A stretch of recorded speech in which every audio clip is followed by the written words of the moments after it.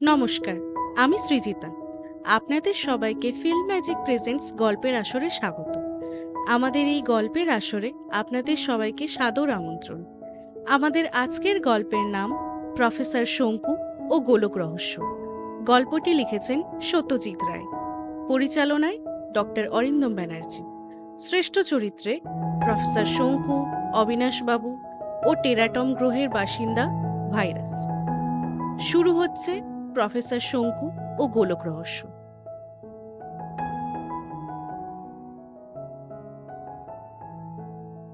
7ই April. অবিনাশবাবু আজ সকালে আমাদের বাড়িতে এসেছিলেন। আমাকে বৈঠকখানায় খবরের কাগজ হাতে বসে থাকতে দেখে বললেন, ব্যাপার কি? শরীর খারাপ নাকি? সকালবেলা এইভাবে হাত পা গুটিয়ে বসে থাকতে দেখেছি বলে তো মনে পড়ে না। আমি বললুম, এর আগে কখনো এইভাবে বসে থাকিনি, তাই দেখেননি। কিন্তু কারণটা কি?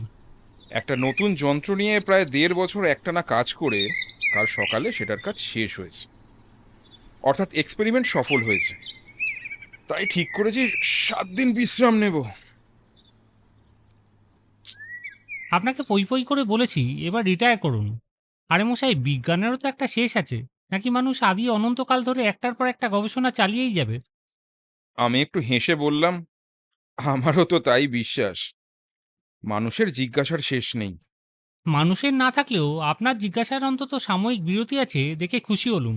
চলুন বেরিয়ে আসি। কাজের সময় অবিনাশবাবু এসে পড়লে রীতিমতো ব্যাঘাত হয়। অযথা আজে বাজে প্রশ্ন করে, টিটকিরি দেন। আর আমার সূক্ষ্ম গভীর তাৎপর্যপূর্ণ কাজগুলো পণ্ড করার নানান ছেলে মানুষই চেষ্টা করেন। এতে যে উনি কি আনন্দ পান তা জানি না। তবে ভদ্রলোক আমার প্রায় 25 বছরের প্রতিবেশী, তাই সবই সহ্য করি। আজ যখন হাত খালি, তখন কিন্তু অবিনাশবাবুর সঙ্গটা খারাপ নাও লাগতে পারে। হাজার হোক রসিক লোক, আর আমাকে নিয়ে ঠাট্টা করলেও আমার অমঙ্গল কামনা করেন এমন আমার কখনোই মনে হয়নি। তাই অবিনাশবাবুর প্রস্তাবে রাজি হয়ে তার সঙ্গে বেরিয়েই পড়লাম। গিরিডিতে বেড়াবার কথা বললেই উশ্রির ধারটাই মনে হয়, কিন্তু অবিনাশবাবু দেখি চলেছেন উল্টো দিকে, অর্থাৎ তার বাড়ির দিকে। ব্যাপার কি? কি মতলব ভদ্রলোকের?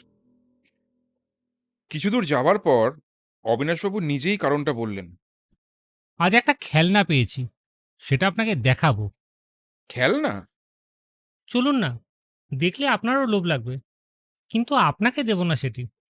মনে মনে বললাম, খেলনার বয়স আপনার হয়তো থাকতে পারে, কিন্তু আমার কি আর আছে? তিনি তার বাড়িতে পৌঁছে সোজা নিয়ে গেলেন তার বৈঠকখানায়। সেখানে একটা কাঁচের আলমারির সামনে নিয়ে গিয়ে তার দরজাটা খুলে অঙ্গুলি নির্দেশ করে বললেন, দেখুন। আলমারির ওপরে তাকে দেখি অনেক রকম গ্রাম্য খেলনা সাজানো রয়েছে। কেষ্টনগরের মাটির পুতুল, পোড়ামাটি ও চীনেমাটির জন্তু জানোয়ার, শোলার মাছ ও পাখি, কাশির বাঘ, আরও কত কি। আর এসবের মাঝখানে রয়েছে একটি মসৃণ বল। অবিনাশবাবুর আঙুল সেই বলের দিকেই পয়েন্ট করছে। কেমন লাগছে আমার বলটা?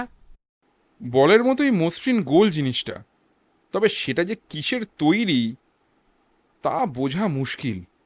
আর তার রংটা বর্ণনা করা বড্ড কঠিন।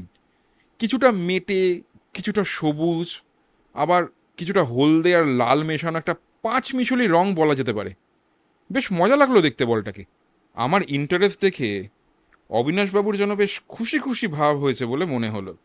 জিজ্ঞেস করলাম, এ কোথায় তৈরি, কোত্থেকে পেলেন? প্রথমটির উত্তর জানা নেই, দ্বিতীয়টি খুব সহজ। কাল উশ্রির ধারে বেড়াতে গিয়ে দেখি বালির উপর একটা জলডোরা সাপ মরে পড়ে আছে। সাপটাকে দেখছিলুম, হাতখানিক দূরেই যে বলটা পড়ে আছে সেটা প্রথমে লক্ষ্য করিনি। যখন করলুম তখন এত ভালো লাগলো যে তুলে নিয়ে এলুম। একবার হাতে নিয়ে দেখবেন, ওজন আছে বেশ। অবিনাশবাবু খুব সাবধানে তাক থেকে বলটা নাবিয়ে আমার হাতে দিলেন।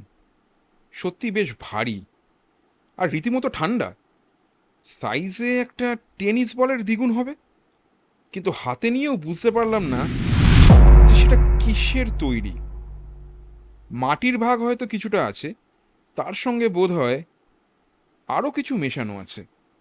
কিছুক্ষণ নেড়ে চেড়ে বলটা ফেরত দিয়ে বললুম, বেশ ইন্টারেস্টিং জিনিস।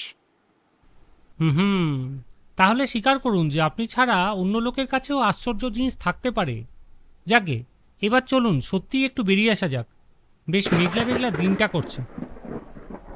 ঘন্টা দুয়েক পরে বাড়িতে ফিরে এসে আরেকবার আমার নতুন যন্ত্রটাকে দেখে এলাম। এই যন্ত্র সম্বন্ধে বাইরে জানাজানি হলে আবার নতুন করে যে সম্মান পাবো সে বিষয়ে কোনো সন্দেহ নেই। যন্ত্রটার নাম দিয়েছি মাইক্রোসোনোগ্রাফ। প্রকৃতির সব সূক্ষ্মাতি সূক্ষ্ম শব্দ, যা মানুষের কানে আজ পর্যন্ত কোনোদিন শোনা যায়নি, এমনকি যার অনেক শব্দের অস্তিত্বই মানুষ জানতো না, সেই সব শব্দ এই যন্ত্রের সাহায্যে পরিষ্কার শোনা যায়। কাল পিঁপড়ের ডাক শুনেছি এই যন্ত্র। সে এক আশ্চর্য অভিজ্ঞতা। কতকটা ঝিঝির ডাকের মতো, তবে ওরকম একটা না একঘেয়ে নয়। অদ্ভুত বিচিত্র সুরে ওঠানামা, স্বরের তারতম্য সবকিছুই আছে এই পিঁপড়ের ডাকে। আমার তো মনে হয় এই যন্ত্রের সাহায্যে ভবিষ্যতে আমি পিঁপড়ের ভাষাও বুঝতে পারবো। আর শুধু পিঁপড়ে কেন, এদের প্রকৃতির এমন কোনো সূক্ষ্ম শব্দ নেই যা শোনা যায় না। একটা নব আছে, সেইটা ঘুরিয়ে এর ওয়েভলেন্থ পরিবর্তন করা যায়, এবং এই ঘোরানোর ফলেই বিভিন্ন স্তরের বিভিন্ন দূরত্বের অবস্থিত আওয়াজগুলো ধরা পড়তে থাকে। আমি বাড়ি ফিরে এসে একটা বিশেষ ওয়েভলেন্থে নবটাকে সেট করে আমার বারান্দায় টবের গোলাপ গাছের একটি ফুল ছিঁড়তেই অতি তীক্ষ্ণ বেহালার সুরের মতো একটা আর্তনাদ আমার যন্ত্রে ধরা পড়ল। এটা যে ওই গাছেরই যন্ত্রণার শব্দ, সেটা ভাবতে অবাক লাগে। অবিনাশবাবু আমাকে তার বল দেখিয়ে তাক লাগিয়ে দেবার চেষ্টায় ছিলেন। আমার এই যন্ত্রের বাহাদুরির দু একটা নমুনা দেখলে না জানি তার মনের অবস্থা কি হবে। 12ই এপ্রিল। আজ সকালে আমার মাইক্রোসোনোগ্রাফটা দেখানোর জন্য অবিনাশবাবুর কাছে আমার চাকর প্রহ্লাদকে পাঠাবো ভেবেছিলাম। এমন সময় দেখি ভদ্রলোক নিজেই হাজির। তার চোখ মুখের ভাব এবং নিঃশ্বাস প্রশ্বাসের রকম দেখে মনে হলো তিনি বেশ উত্তেজিত। তখন আমি আমার যন্ত্রটাকে বাগানের ঘাসের ওয়েভলেন্থের সঙ্গে মিলিয়ে আমার মালির ঘাস কাটার সঙ্গে সঙ্গে ঘাসের সমবেত চিৎকার শুনছি। অবিনাশবাবু আমার ল্যাবরেটরিতে ঢুকে হাতের লাঠিটা দড়াম করে টেবিলের ওপর ফেলে দিয়ে টিনের চেয়ারটার উপর ধপ করে বসে পড়লেন। তারপর একটা বড় নিঃশ্বাস টেনে বললেন, আজে বাজে কাজে সময় নষ্ট করছেন, আর এদিকে আমার বাড়িতে যে তাজ্জব কাণ্ড চলছে। অবিনাশবাবুর তাচ্ছিল্যের সুরটা আমার মোটেই ভালো লাগলো না। গলার স্বরটা যথাসম্ভব গম্ভীর করে বললাম, কি কাণ্ড? শুনবেন কি কাণ্ড? আমার সেই বল মনে আছে? আছে। কেবল ঘন্টায় ঘন্টায় রং বদলাচ্ছে। রং বদলাচ্ছে? সেটা কিরকম? এত ধীরে বদলাচ্ছে যে বেশ কিছুক্ষণ তাকিয়ে থাকলেও চোখে ধরা পড়ে না। কিন্তু আপনি যদি এখন দেখে আবার 2 ঘন্টা বাদে গিয়ে দেখেন, তাহলে চেঞ্জটা স্পষ্ট বুঝতে পারবেন। আমি তো নাওয়া খাওয়া ভুলে গিয়ে কদিন থেকে এই করছি। এখন কিরকম দেখলেন? এখন তো সকাল, সকালের চেহারা সেদিনের সকালের চেহারার মতোই। এখন যদি দেখেন তো সেদিনের মতোই দেখবেন, কিন্তু ঘন্টাখানেক পরে গেলে দেখবেন একেবারে অন্যরকম। সবচেয়ে আশ্চর্য ব্যাপার শুরু হয় সন্ধ্যে থেকে। কীরকম একটা সাদা সাদা ছোপ পড়তে থাকে। পরে মাঝরাত্রে যদি দেখেন তো দেখবেন একেবারে ধপধপে সাদা, যেন একটা জায়ান্ট সাইজ ন্যাপথলিনের বল। ভারী আশ্চর্য তো। ভাবছি খবরের কাগজে একটা খবর পাঠিয়ে দিই, তবু এই গোলক রহস্যের জোরে যদি কিছুটা খ্যাতি হয়। জীবনে তো কিছুই হলো না, চাই কি জাদুঘরের জন্য গভর্নমেন্টকে বেচে যদি 2 পয়সা করে নেওয়া যায়, তাই বা মন্দ কি? অবিনাশবাবুর কথা শুনে বুঝলাম তিনি আকাশ কুসুম দেখছেন। মুখে বললাম, এসব করার আগে একবার জিনিসটা নিয়ে একটু পরীক্ষা করলে হতো না? হয়তো দেখবেন চোখের ধাঁধা কিংবা আপনার দেখার ভুল। ভুল তো ভুল, আপনি থাকুন আপনার হাতুড়ে কারবার নিয়ে, আমি দেখি আমার বলের দৌলত কতখানি। এর প্রত্যুত্তরে আমাকে কিছু বলার সুযোগ না দিয়েই ভদ্রলোক হন হন করে আমার ঘর থেকে বেরিয়ে গেলেন।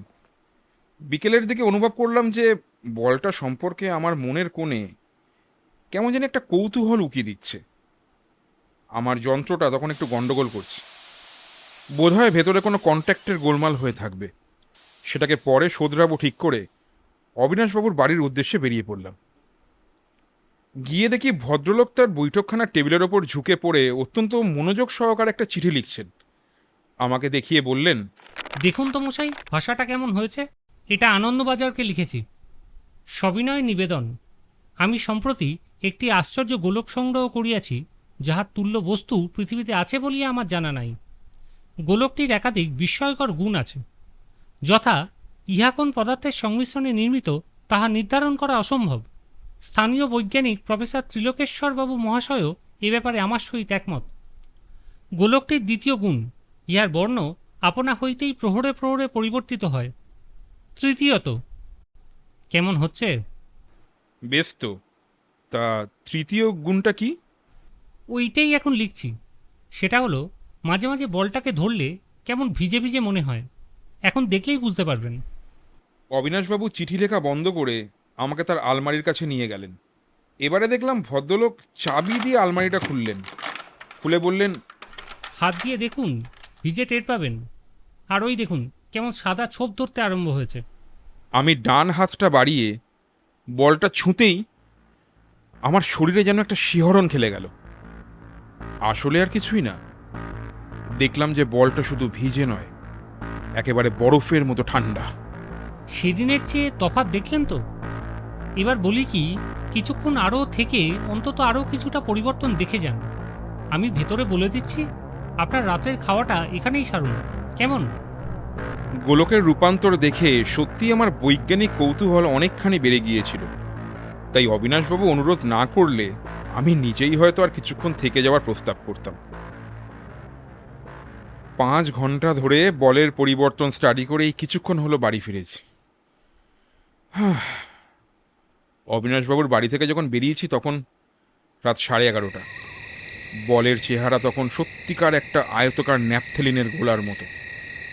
আমার ইচ্ছে ছিল বলটাকে অন্তত একবার একদিনের জন্য হলেও আমার কাছে নিয়ে এসে একটু গবেষণা করি, কিন্তু অবিনাশবাবু নাছোড়বান্দা। আমার ওপর টেক্কা দেওয়ার এমন সুযোগ তিনি ছাড়েন কি করে? তার বিশ্বাস গিরিডিতে আমিও থাকি, তিনিও থাকেন, অথচ আমার কেবল জগৎজোড়া নামডাক হবে আর তিনি অখ্যাত থেকে যাবেন। এটি ভারী অন্যায়। কাল একবার দুপুরের দিকে বলের চেহারাটা দেখে আসতে হবে। 13ই এপ্রিল। আজ অবিনাশবাবু একটি গামছায় মুড়ে বলটাকে আমার কাছে দিয়ে গেছেন। আপাতত সেটা আমার ল্যাবরেটরিতেই একটি টেবিলের ওপর কাঁচের ছাউনির তলায় সযত্নে রাখা হয়েছে। সারাদিন ধরে প্রাণ ভরে এর রং পরিবর্তন লক্ষ্য করছি। অবশ্যই অবিনাশবাবু এলেন একটু নাটকীয়ভাবেই। তিনি যখন গামছার পুটলি হাতে আমার বৈঠকখানায় ঢুকলেন, তখন তার মধ্যে গতকালের উৎফুল্লতার লেশ মাত্র ছিল না, বরং যে ভাবটা ছিল ঠিক তার বিপরীত। যেন তিনি একটা অন্যায় করে ফেলেছেন এবং তার জন্য তাকে বিশেষ রকম মানসিক ক্লেশ আর অশান্তি ভোগ করতে হচ্ছে। আমি তখন সবে কফি খাওয়া শেষ করেছি। অবিনাশবাবু ঘরে ঢুকে টেবিলের ওপর বল সমেত গামছাটিকে রেখে ধুতির খুঁটে কপালের ঘাম মুছে বলছেন, না মশাই, আমাদের এসব জিনিস হ্যান্ডেল করা পোষায় না। এ রইল আপনার কাছে। কলকাতা থেকে সাংবাদিক এলে আপনার কাছেই পাঠিয়ে দেব। আমি বেশ একটু অবাক হয়েই বললাম, কি হলো?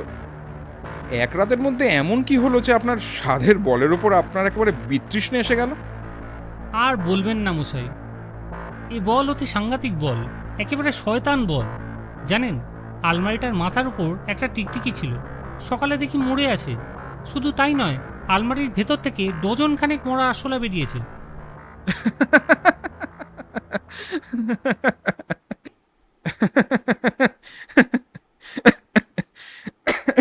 আমি আমি না হেসে পারলাম না।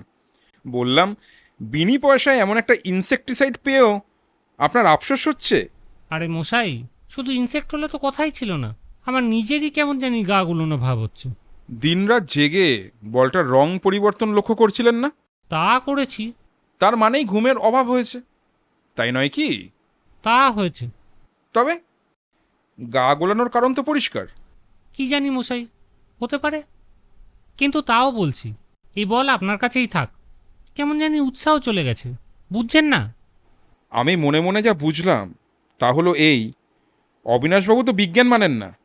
তিনি যেটা মানেন সেটা হলো কুসংস্কার। বলটার কাছাকাছি কটা পোকামাকড় মরতে দেখেই তার ধারণা হয়েছে যে বলটার মধ্যে কোনো শয়তানি শক্তি লুকানো আছে। তবে অবশ্যই আশ্চর্য হবার কোনো কারণ নেই। আমার দিক থেকে দেখলে ঘটনাটা বেশ লাভজনকও বটে। তাই আমি দ্বিরুক্তি না করে বলটা রেখেই দিলাম। এখন রাত 12:30। সকাল 8টা থেকে কাঁচের ঢাকনার বাইরে থেকে বলটার রং পরিবর্তন স্টাডি করছি।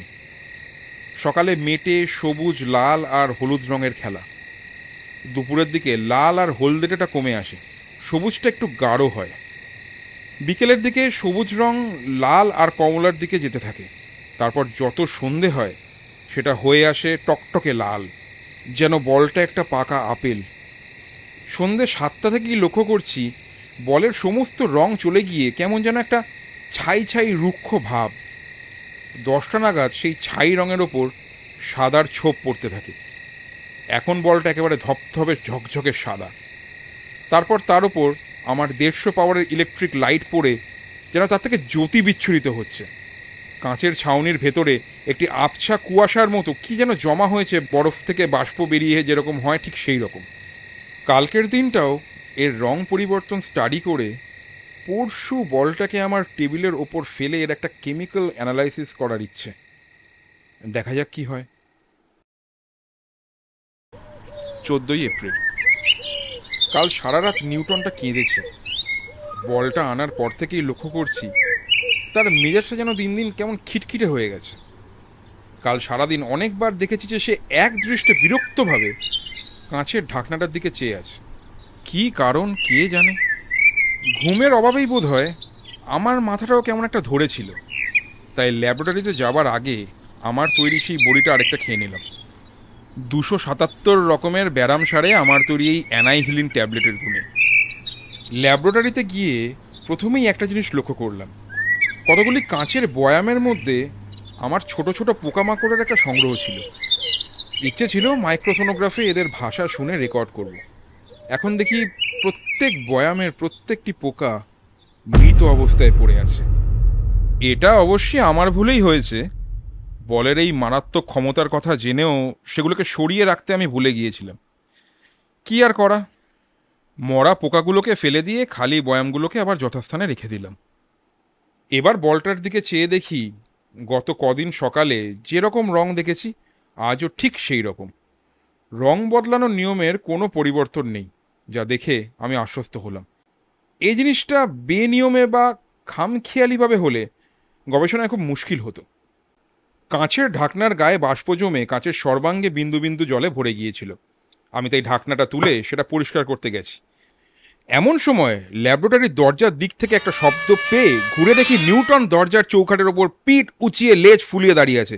আর তার দৃষ্টি ওই বলের দিকে। নিউটন যে একটা লম্ফ দেওয়ার জন্য জোগাড় করছে সেটা আমি আগে দেখেই বুঝে গিয়েছিলাম এবং সেটার জন্য আমি প্রস্তুত ছিলাম।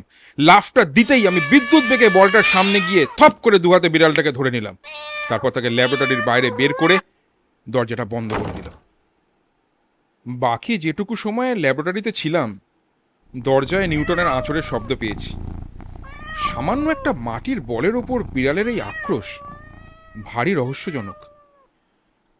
আজ সারাদিন আমার মাইক্রোসোনোগ্রাফ চালিয়ে নানান সূক্ষ্ম প্রাকৃতিক শব্দের চার্ট করেছি, আর সেই সমস্ত শব্দই আমার টেপ রেকর্ডারে রেকর্ড করেছি।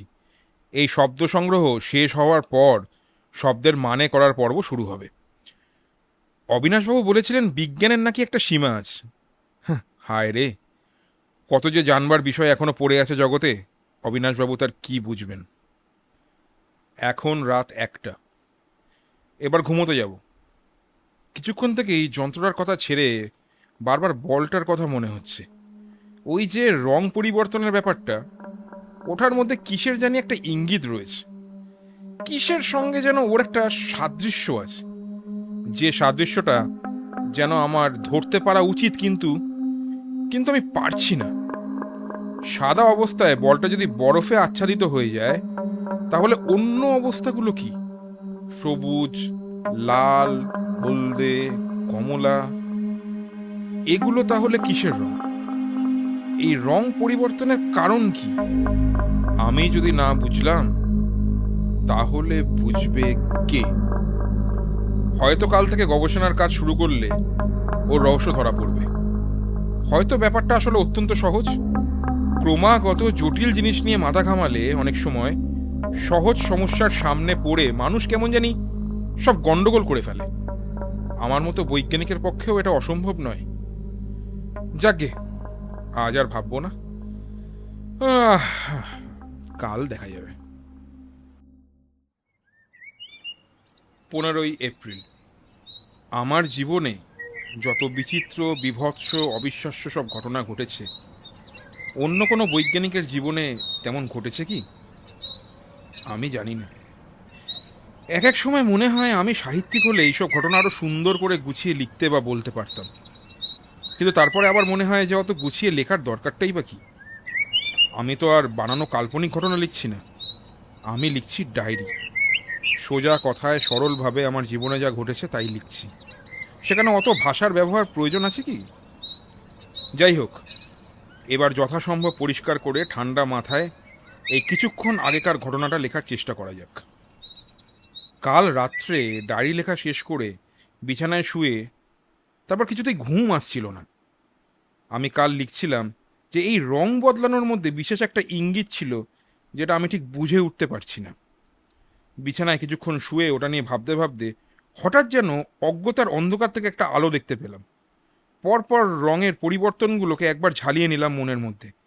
মাঝরাত্রিরে বলটা সাদা, তারপর সকালের দিকে ক্রমে সাদাটা চলে গিয়ে হলদে, লাল, সবুজ ইত্যাদি বেশ একটা জমকালো রঙের খেলা শুরু হয়।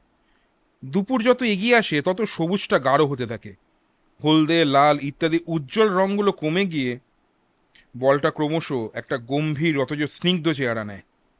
তারপর বিকেলের দিকে সবুজ জায়গাগুলো আস্তে আস্তে লাল আর খয়েরি মেশানো একটা অবস্থায় পৌঁছে শেষ পর্যন্ত সন্ধ্যের দিকে একটা ছাই ছাই ভাব, আর রাত বাড়লে সাদার ছোপ পড়া শুরু হয়। কিসের সঙ্গে মিল এই পরিবর্তনের? আমার এখনো স্পষ্ট মনে আছে বৈঠকখানার দেওয়ালের ঘড়িতে 2টো বাজার শব্দের সঙ্গে সঙ্গে এই প্রশ্নের উত্তরটা হঠাৎ বিদ্যুৎ ঝলকের মতো আমার মাথায় এসে গেল। আমাদের পৃথিবীর ঋতু পরিবর্তনের সঙ্গে এই বলের রং পরিবর্তনের আশ্চর্য মিল। তফাৎ কেবল এই যে পৃথিবীতে যে পরিবর্তন ঘটতে 1 বছর লাগছে, এই বলের সেটা ঘটাতে লাগছে মাত্র 1 দিন, অর্থাৎ 24 ঘন্টা। রাত 12টায় এই বলের চরম শীতের অবস্থা, যখন এর সবটাই বরফের আবরণে ঢাকা। তারপর সেটা কমে গিয়ে সূর্যোদয়ের সময় থেকে লাল হলুদ সবুজের খেলায় এর বসন্তকাল। সূর্য যতই মাথার উপরে উঠতে থাকে ততই এই বল গ্রীষ্মের দিকে এগোয় এবং এর রঙের বাহারও কমে আসে। গ্রীষ্মের পর বিকেলের দিকে বর্ষা এলে বলটায় হাত দিলে ভিজে ভিজে ঠেকে। সূর্যাস্তের সময় থেকে এর শরৎ, সন্ধে বাড়লে প্রথম সাদার ছোপে হেমন্তকাল, এবং সেই সাদা বেড়ে গিয়ে মাঝরাতে 12টার সময় আবার চরম শীতের অবস্থা।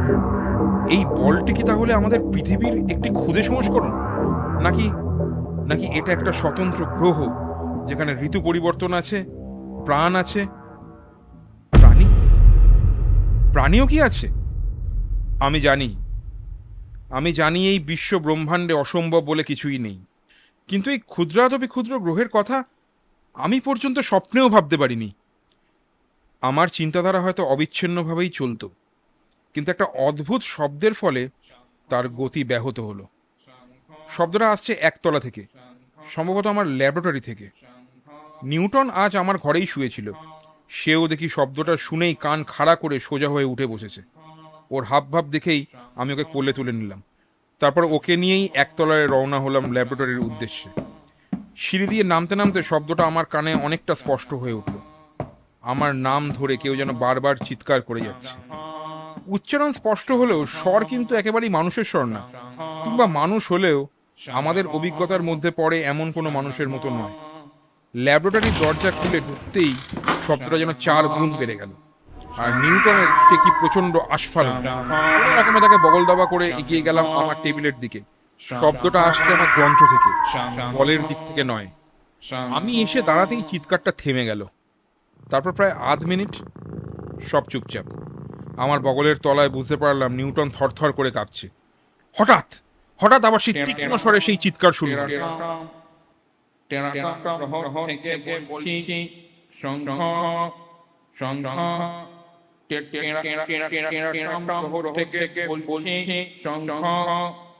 তুমি কি আমাদের কথা শুনতে পাচ্ছ? শঙ্খ, তুমি কি আমাদের কথা শুনতে পাচ্ছ? শঙ্খ, থেকে বলছি, শঙ্খ, শঙ্খ, আমাদের কথা শুনতে পাচ্ছ? শঙ্খ, শঙ্খ, আমাদের কথা শুনতে পাচ্ছ? আমি কি বলবো? আমি নিজের কানকে বিশ্বাস করতে পারছি না। তোমার মাইক্রোফোনোগ্রাফ যে ওয়েব লেন্সে রয়েছে সেই ওয়েব লেন্সেই আমরা কথা বলছি, শুনতে পাচ্ছ তো?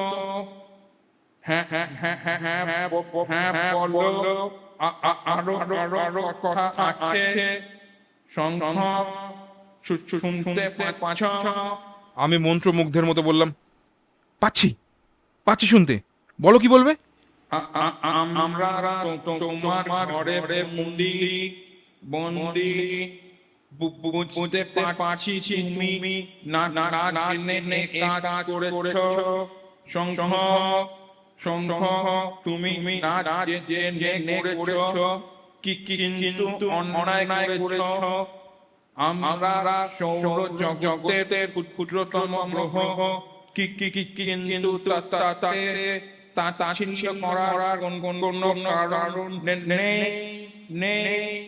আর পৃথিবীর চেয়েও 5 লক্ষ গুণ বড় গ্রহ সৌরজগতের বাইরে রয়েছে।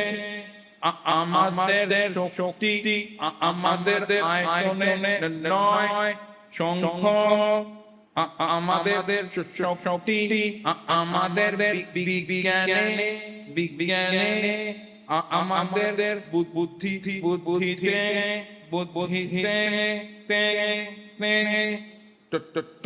তোমাদের পৃথিবীর সম্পদ সে অনুপাতে আমাদের গ্রহের সম্পদ লক্ষ লক্ষ গুণ বেশি। আমরা ক্ষুদ্র হয়ে পৃথিবীতে এসে পড়েছি।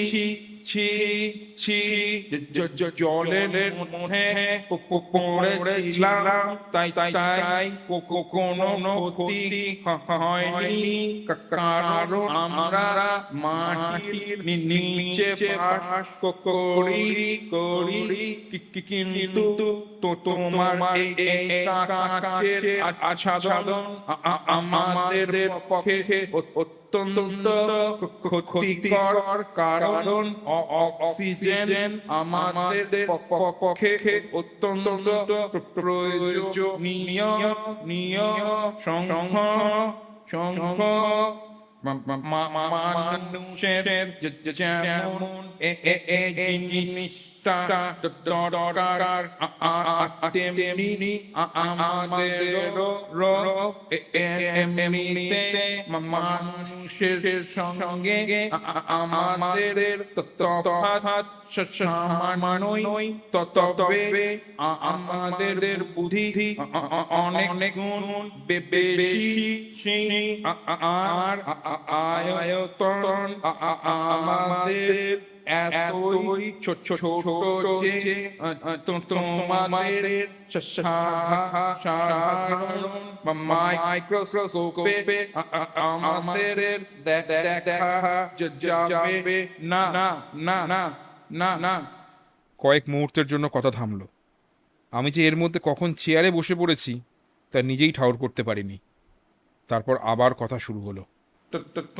তোমার কাছে আমাদের অনুরোধ, কাছে আচ্ছাদন খুলে ফেলো। আমাদের আয়ু এমনিতেই কমে এসেছে। একটা গ্রহের সমস্ত অধিবাসীদের হত্যা করার অপরাধের ভার কি তুমি সারা জীবন বইতে পারবে? তাই অনুরোধ করছি, আমাদের মুক্তি দাও। তুমি বৈজ্ঞানিক আমাদের সম্বন্ধে তোমার মনে কোনো রকম সহানুভূতির ভাব নেই নেই নেই নেই। একটা প্রশ্ন মনের মধ্যে খোঁচা দিচ্ছিল, এবার সেটা জিজ্ঞেস না করে পারলাম না। আচ্ছা আচ্ছা, তোমাদের মধ্যে এমন কোনো ক্ষমতা আছে যাতে তোমরা তোমাদের চেয়ে আয়তনে অনেক বড় প্রাণীকেও হত্যা করতে পারো? কিছুক্ষণ কোনো উত্তর নেই। আমি বললাম, আমার প্রশ্নের জবাব দাও। গত কদিনের মধ্যে তোমাদের কাছাকাছি কতগুলি প্রাণীর যে মৃত্যু হয়েছে তার জন্য কি তোমরা দায়ী? এবার আমার প্রশ্নের উত্তর একটা পাল্টা প্রশ্ন এলো। কাকে বলে জানো জানো? নিশ্চয়ই। কাকে বলে বলে বলে? আমার ভারী অপমান বোধ হচ্ছিল, তাও উত্তর দিলাম, রোগ বহনকারী বিষাক্ত বীজকে বলে ভাইরাস। ঠিক ঠিক ঠিক ভাই রাসের আয়তন কি কি কি কি? মাইক্রোস্কোপ দিয়ে দেখতে হয়। ঠিক ঠিক ঠিক ঠিক ঠিক ঠিক এই বীজ থেকে একটা গোটা শহরের লোক নিশ্চিহ্ন হয়ে যেতে পারে, সেটা জানো জানো? শুধু শহর কেন, একটা সম্পূর্ণ দেশের লোকসংখ্যার লোপ পেয়ে যেতে পারে। মহামারীর কথা কে না জানে? ঠিক ঠিক ঠিক ঠিক এখনো কি কি কি বুঝতে পারছো না? আমাদের ক্ষমতা কোথায়? তোমরা কি ভাইরাস ছড়িয়ে দাও? ছড়িয়ে দেব কেন? তাহলে কোনো উত্তর নেই। আমি দেখলাম আমার ভেতরের জামাটা ঘামে ভিজে উঠেছে। একটা সাংঘাতিক সন্দেহ মনের মধ্যে জেগে উঠেছে। এই গ্রহের অধিবাসীরা কি তাহলে এক একজন মূর্তিমান ভাইরাস? তাই যদি হয়, তাহলে এদের মুক্তি দিলে তো এরা সমস্ত পৃথিবীকে 3 মাসের মধ্যে। আমি চমকে উঠলাম। আমার কোন প্রশ্নের জবাব এরা দিচ্ছে? আমি তো কোনো প্রশ্ন করিনি এদের। এবার একটা ক্ষীণ হাসির শব্দ পেলাম। সে হাসি এক অপার্থিব বিদ্রূপে ভরা।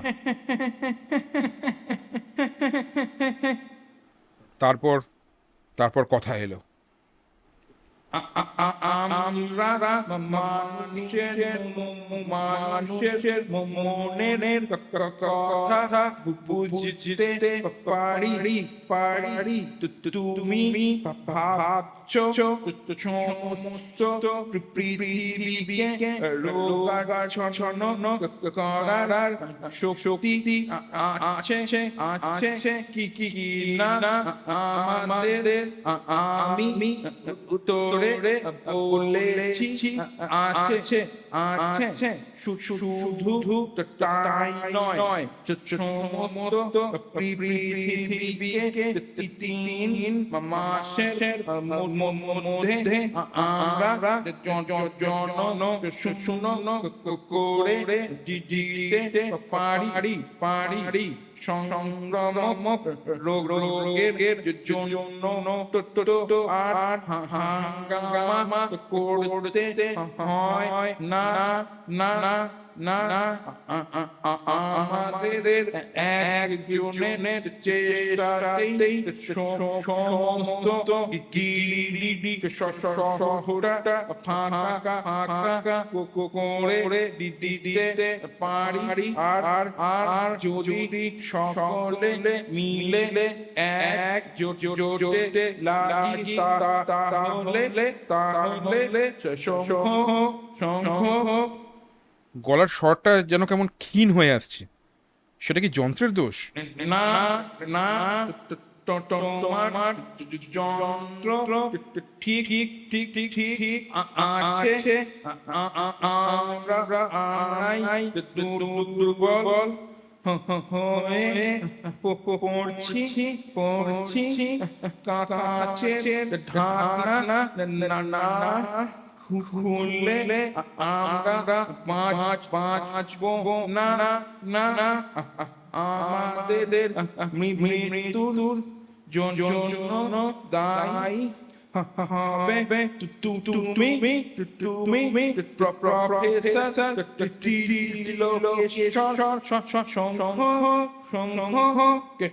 এই খুনের জন্য অবশ্য তোমাকে আসামির কাঠগড়ায় দাঁড়াতে হবে না না কিন্তু বিবেক বলে কি তোমার কিছু নেই একজন বৈজ্ঞানিকের কি এতটা নিষ্ঠুরতা সম্ভব ভেবে দেখো শঙ্কু ভেবে দেখো তোমাদের যদি মুক্তি দেই তাহলে পৃথিবীর মানুষের ওপর থেকে তোমাদের আক্রোশ যাবে কি? তোমাদের বিশ্বাস করব কি করে? এ প্রশ্নের জবাব এলো না। কয়েক মুহূর্ত নিস্তব্ধতার পর আমার যন্ত্রের ভেতর থেকে আসতে আরম্ভ করলো এক বিভৎস আর্তনাদের কোরাস। কত কণ্ঠ সেই কোরাসে মিলেছে জানি না, কিন্তু সেটা যে আর্তনাদ এবং তাতে যে তীব্র যন্ত্রণার ইঙ্গিত রয়েছে তাতে কোনো ভুল নেই। কি বলছো?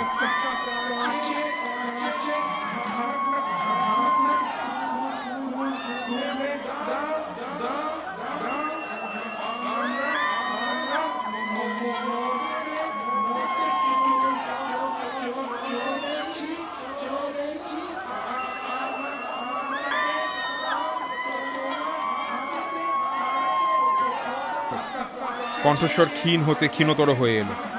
আমি যেমন চেয়ারে বসেছিলাম তেমনই বসে রইলাম। এক প্রচণ্ড দ্বন্দ্ব মনের মধ্যে এক গভীর উদ্বেগের সৃষ্টি করেছিল।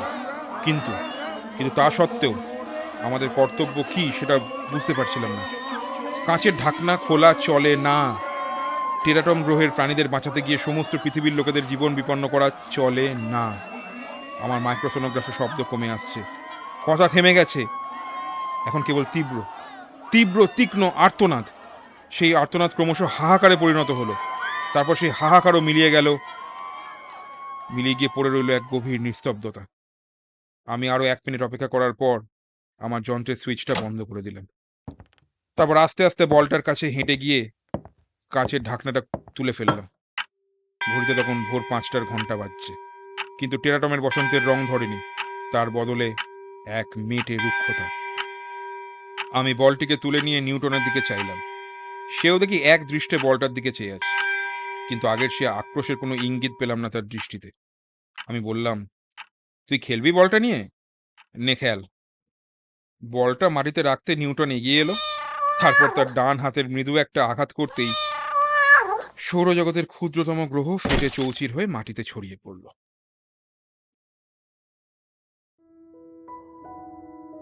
শুনছিলেন প্রফেসর শঙ্কু ও গোলক রহস্য। প্রফেসর শঙ্কু ও ভাইরাসের চরিত্রে রিক চট্টোপাধ্যায়, অবিনাশবাবুর চরিত্রে doctor Arindam Banerjee, poster design doctor Arindam Banerjee, post production Film Magic presentation, directed by doctor Arindam Banerjee. আশা করি আমাদের আজকের নিবেদন আপনাদের ভালো লেগেছে। খুব শীঘ্রই ফিরবো আরেকটি নতুন গল্প নিয়ে। সঙ্গে থাকুন।